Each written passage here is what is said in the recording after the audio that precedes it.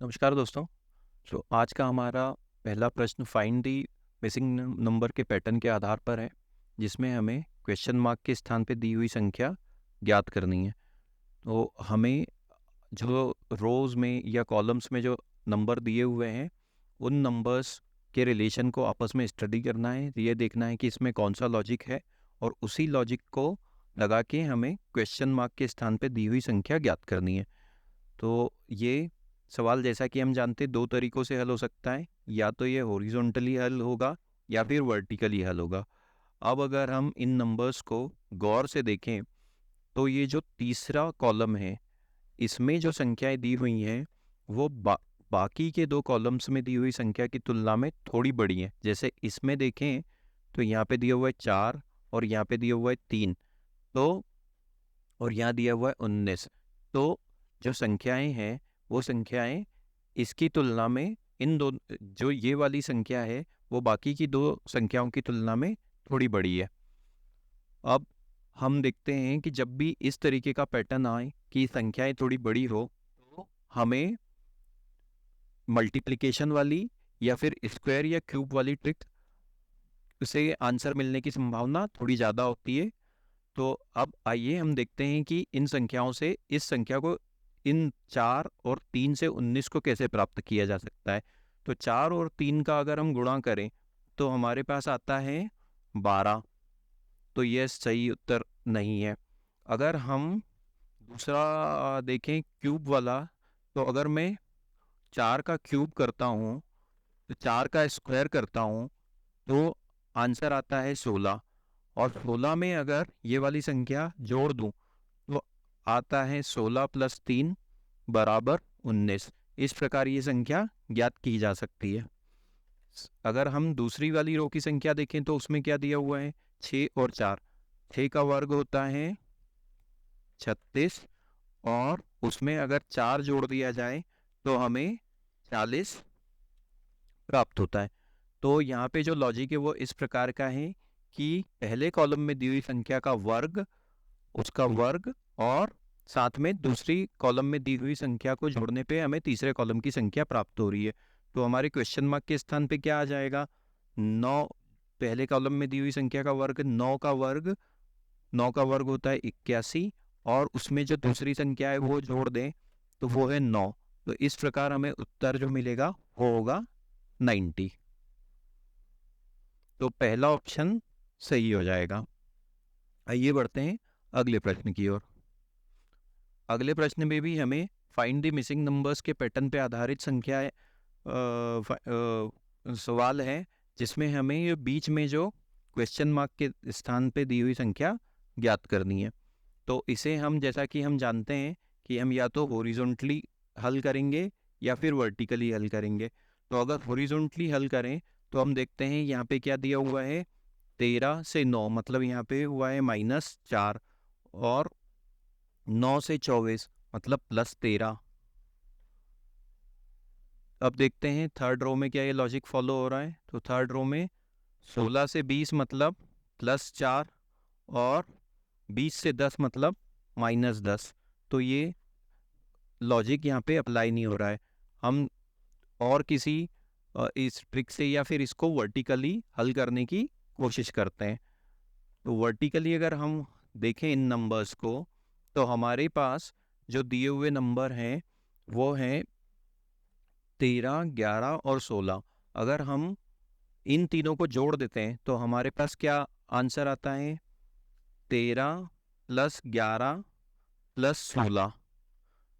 तो हमारे पास जो उत्तर आएगा वो होता है 13 और 11 24 और 16 40। तो हमें इन तीनों संख्याओं का, एक कॉलम में दी हुई सभी संख्याओं का जोड़ जो प्राप्त हुआ है वो 40 प्राप्त हुआ है। देखते हैं आखिरी कॉलम में भी यही लॉजिक मिलता है क्या। तो आखिरी कॉलम में कौन कौन सी संख्याएं दी हुई है हमारे पास, 24 + 6 + 10। तो इन सभी का जोड़ कितना होता है, 24 और 6 30, और उसमें 10 जोड़ने पे हमें 40 प्राप्त होता है। जी हाँ, तो आखिरी कॉलम में भी यही लॉजिक मिल रहा है। सो बीच वाले कॉलम में भी तीनों संख्याओं का जोड़ 40 होना चाहिए। तो पहली संख्या है हमारे पास 9, दूसरी संख्या है क्वेश्चन मार्क, और तीसरी संख्या है 20, तो हमें इनका जोड़ कितना मिलना चाहिए? 40। तो अगर हम इसे आगे हल करें तो हमें क्या मिलता है? 9 और 20 होता है 29, और 29 को हम दूसरी साइड, बराबर के दूसरी साइड ले जाएंगे तो वो माइनस हो जाएगा। तो 40 माइनस 29, और उत्तर प्राप्त होता है 11। तो क्वेश्चन मार्क के स्थान पे हमें कौन सी संख्या रखनी होगी? 11। तो 11 और 9 20, और 20 और 20 40। तो सही उत्तर हमारा हो जाएगा ऑप्शन क्रमांक 1, 11। अब आइए बढ़ते हैं अगले प्रश्न की ओर। अगला प्रश्न हमारा है जिसमें हमें दिया गया है m n की तुलना में 3 गुना अच्छा काम करता है। m n की तुलना में 3 गुना अच्छा काम करता है, और वे दोनों मिलकर एक काम को 30 दिनों में पूरा कर सकते हैं। तो m अकेले उस कार्य को कितने दिनों में पूरा करेगा? तो हमें इसमें दिया हुआ है m n की तुलना में, मतलब n से तुलना की जा रही है, n के संदर्भ में बात की जा रही है। तो मान लेते हैं कि n की जो एफिशिएंसी है, मान लेते हैं n की जो एफिशिएंसी है वो 1 यूनिट की है, 1 यूनिट पर डे की है। और हमें क्या दिया हुआ है? m n की तुलना में 3 गुना अच्छा कार्य करता है, तो m की एफिशिएंसी n का 3 गुना हो जाएगी। तो m की एफिशिएंसी कितनी हो जाएगी? 3 यूनिट्स। अब अगर ये दोनों मिलके कार्य करते हैं तो इन दोनों की कंबाइंड एफिशिएंसी कितनी हो जाएगी? m प्लस n अगर मिल के एक साथ एक दिन में कार्य करते हैं तो वो कितने यूनिट कार्य कर लेंगे? हमने देखा n 1 यूनिट कार्य करता है और m 3 यूनिट कार्य करता है। तो इन दोनों का जोड़ 1 धन 3 बराबर 4 यूनिट। तो m और n की कंबाइंड एफिशिएंसी 4 यूनिट प्रति दिन, पर डे होती है। अब हमें कहा गया है कि m और n मिलके एक कार्य को 30 दिनों में पूरा करते हैं। तो टोटल कार्य जो ये पूरा करते हैं वो कितना हो जाता है? टोटल कार्य हो जाता है work is equal to, total work कितना हो जाता है? अगर 3, वो हो जाता है टाइम गुणित number of units, number of units. तो अब हमें दिया गया है टोटल वर्क वो 30 दिनों में पूरा करते हैं। तो 30 और नंबर ऑफ यूनिट्स, मतलब दोनों मिलके एक दिन में कितनी यूनिट कार्य करते हैं? 4। तो टोटल वर्क कितना हो जाएगा हमारे पास? 120 यूनिट्स। 120 यूनिट्स हमारे पास टोटल वर्क है। अब हमें क्या कहा गया है कि यदि m अकेले इस कार्य को करेगा तो कितने दिनों में करेगा? टोटल वर्क कितना है हमारे पास? वर्क है 120 यूनिट्स का, और m अकेला करेगा तो m की कैपेसिटी कितनी है एक दिन में कार्य करने की? 3 यूनिट। तो इसको 3 से डिवाइड कर देंगे। तो 3 को 120 को 3 से डिवाइड करने पे आता है हमारे पास 40। तो m को कितने दिन लगेंगे? m को लगेंगे 40 दिन। तो इस प्रश्न का सही उत्तर हो जाएगा ऑप्शन क्रमांक 2, 40 दिन। आइए बढ़ते हैं अगले प्रश्न की ओर।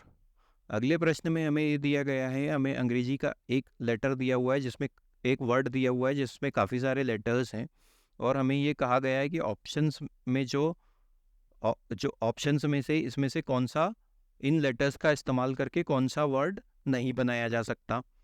सो ऐसे प्रश्न को हल करने के लिए जो हमारे पास ट्रिक है वो ये है कि हम प्रत्येक लेटर को 2 बार मन ही मन में जोर से उच्चारण करेंगे, जिससे कि ये लेटर्स हमारी शॉर्ट टर्म मेमोरी में स्टोर हो जाता है, और फिर हम ऑप्शंस की सहायता से उत्तर प्राप्त करने की कोशिश करते हैं। आइए शुरू करते हैं। तो इसमें दिया हुआ है CAPABILTIES।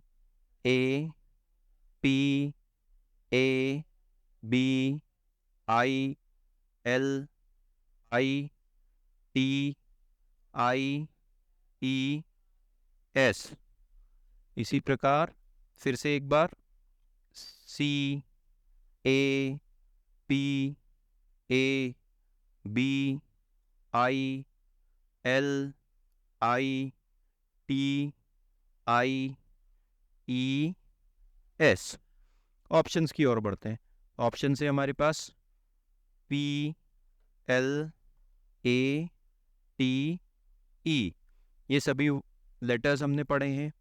फिर हम बढ़ते हैं अगले शब्द की ओर। तो अगले शब्द में है P L I A B L E।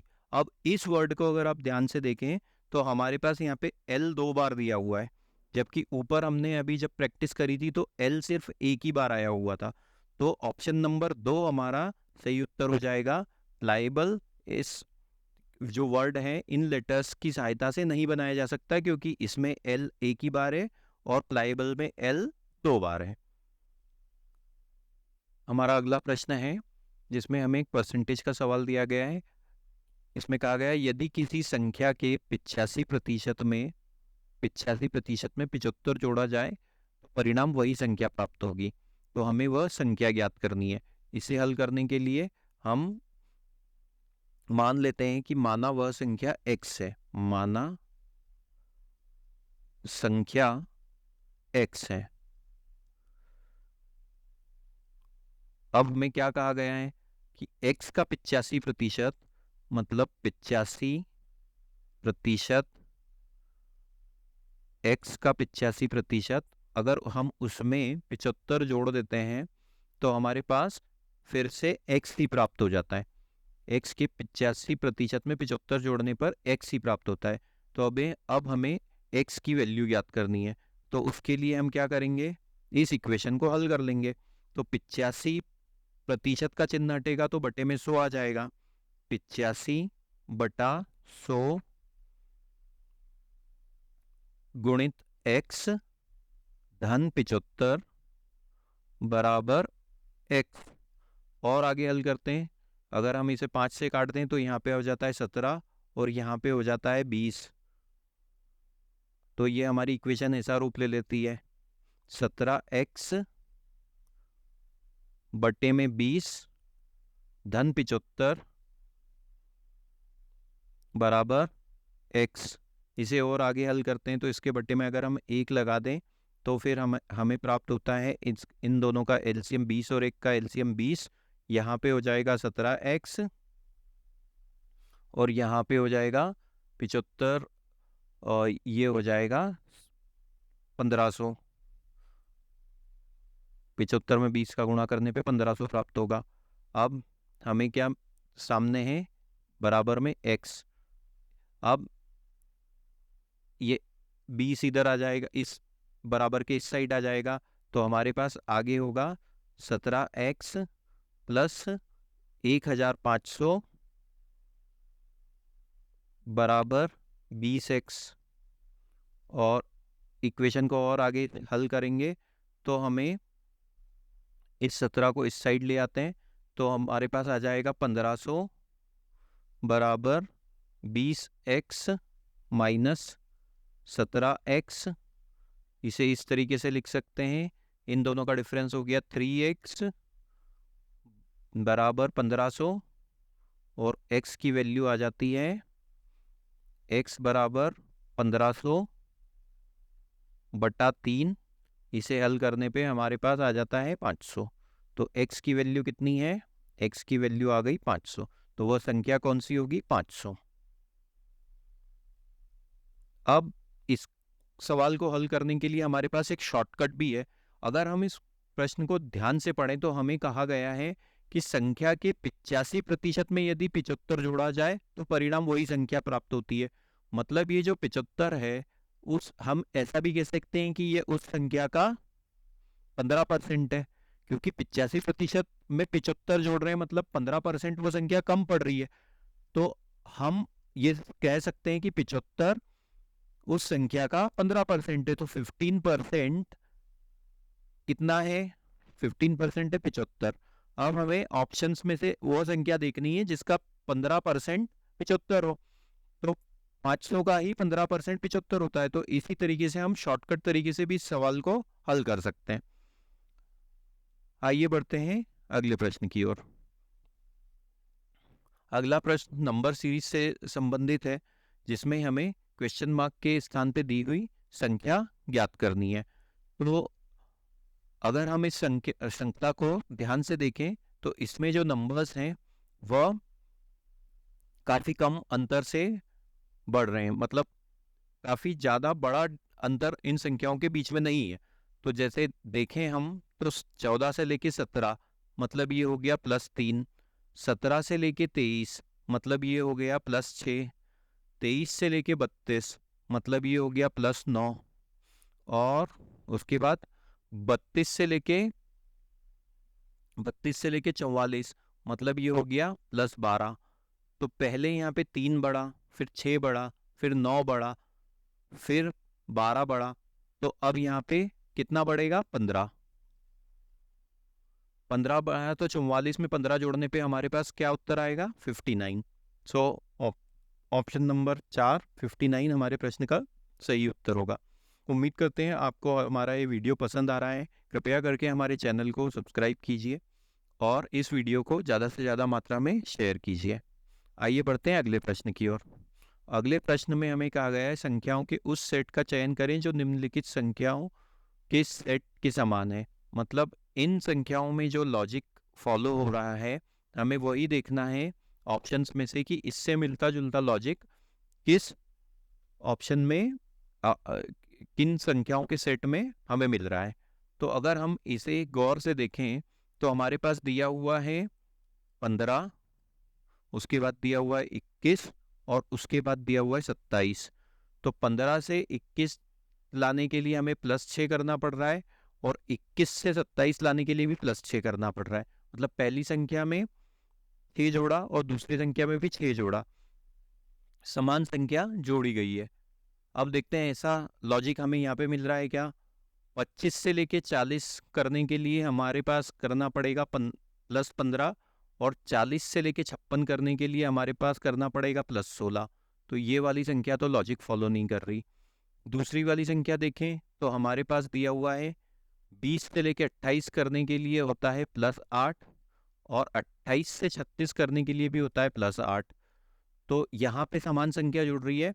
तो ऑप्शन नंबर 2 हमारा सही उत्तर हो सकता है। बाकी के ऑप्शंस को भी देख लेते हैं। तो बाकी के ऑप्शंस में देखें 40 से लेके 55 मतलब +15 और 55 से लेके 75 मतलब +20। और नीचे वाले ऑप्शंस को देखें तो यहाँ पे है +12, 12 से लेके 24 जाने के लिए हमें +12 करना पड़ेगा और 24 से 32 जाने के लिए +8। तो पहले ऑप्शन में पहले हुआ +15 प्लस उसके बाद हुआ फिर 16, दूसरे में 15 और 20 और तीसरे में 12 और 8, मतलब समान संख्याएं नहीं है। सिर्फ ऑप्शन नंबर 2 में समान संख्याएं +8 +8। तो ऑप्शन नंबर 2 हमारा सही उत्तर हो जाएगा। आइए बढ़ते हैं अगले प्रश्न की ओर। निम्नलिखित विकल्पों में से हमें वह विकल्प ढूंढना है जो अन्य सभी से भिन्न हो। मतलब ये find the odd one out वाला सवाल है। तो इसमें जो 3 विकल्प में संख्याएं दी हुई है, संख्याओं का पेयर दिया हुआ है, वो एक लॉजिक फॉलो कर रहा है, बाकी की संख्याएं उस लॉजिक को फॉलो नहीं कर रही है। तो हमें वही संख्या या वही पेयर ढूंढना है। तो अब अगर हम पहले संख्या को देखें तो 11 से लेके 10 आया है, यहाँ पे है 11 से लेके 100 आया है, यहाँ पे आया है 11 और यहाँ पे है 100। तो अगर 11 से 100 लाना हो तो हम क्या कर सकते हैं? अगर हम 11 का वर्ग करें या फिर 11 में से 1 घटा दें, 11 में से 1 घटा दें और उसका पूरे का वर्ग कर दें, तो हमें मिलता है 10 का वर्ग और उससे प्राप्त होता है हमें 100। देखते हैं यही लॉजिक दूसरी वाली संख्या में भी लग रहा है क्या? दूसरी संख्या में क्या दिया हुआ है? 13 से लेके 144। तो अगर हम 13 में से 1 घटा दें, 13 माइनस 1 और उसका वर्ग कर दें, तो हमारे पास आता है 12 का वर्ग मतलब 144। हम जानते हैं 12 का वर्ग 144 होता है। तो दूसरे वाले ऑप्शन में भी यही लॉजिक मिल रहा है। तीसरे वाले पेयर में देखते हैं क्या है। 19 है यहाँ पे और उसके सामने दिया हुआ है हमें 324। तो अगर हम इसे ऐसे लिखें 19 को 19 में से 1 घटा दें तो हमारे पास मिलता है 18 और 18 का वर्ग होता है 324। तो ये वाला ऑप्शन भी है। तो चौथे वाले में ऑप्शन में हम देखते हैं क्या है हमारे सामने 17 और उसके सामने दिया हुआ है 246। 17 में से अगर 1 घटाया जाए, 17 माइनस 1 किया जाए तो ये होता है 16, और 16 का वर्ग होता है 256। 16 का वर्ग होता है 256, और यहाँ पे दिया हुआ है 246। तो ऑप्शन नंबर 4 हमारा सही उत्तर हो जाएगा। इसमें पहले की 3 संख्याओं में पहली संख्या में से एक घटाकर उसका वर्ग करने पे हमें दूसरी संख्या मिल रही थी। आइए बढ़ते हैं अगले प्रश्न की ओर। अगले प्रश्न में हमें ये डायरेक्शंस और डिस्टेंस का सवाल है। तो अब हम देखते हैं ये सवाल कैसे हल किया जा सकता है।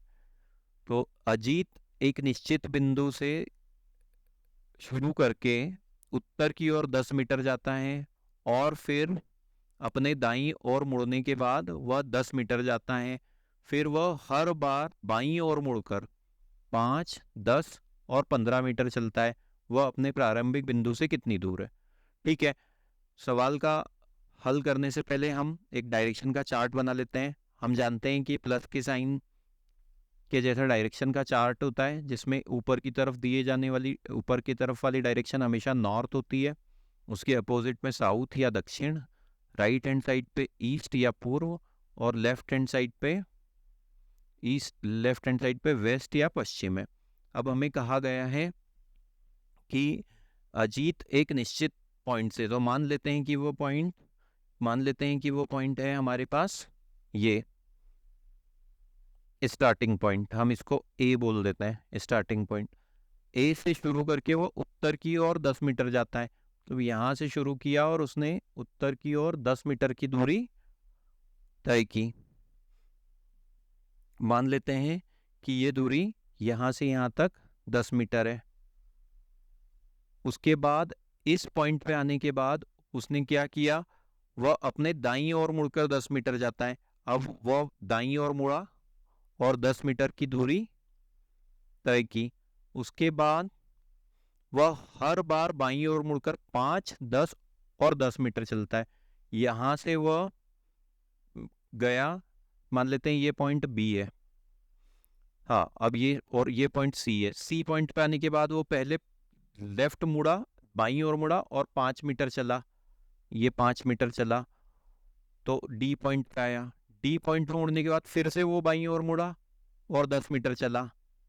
तो 10 मीटर चला तो यहाँ पे आया, ये 10 मीटर। वो ई पॉइंट पे आया, ये पॉइंट ई है। और इसके बाद फिर से एक बार 10 मीटर मुड़ा, बाईं ओर मुड़कर 10 मीटर चला। तो यहाँ से लेके यहाँ तक फिर से वो 10 मीटर चला। तो मान लेते हैं ये पॉइंट एफ है। तो ई और एफ की दूरी भी कितनी है?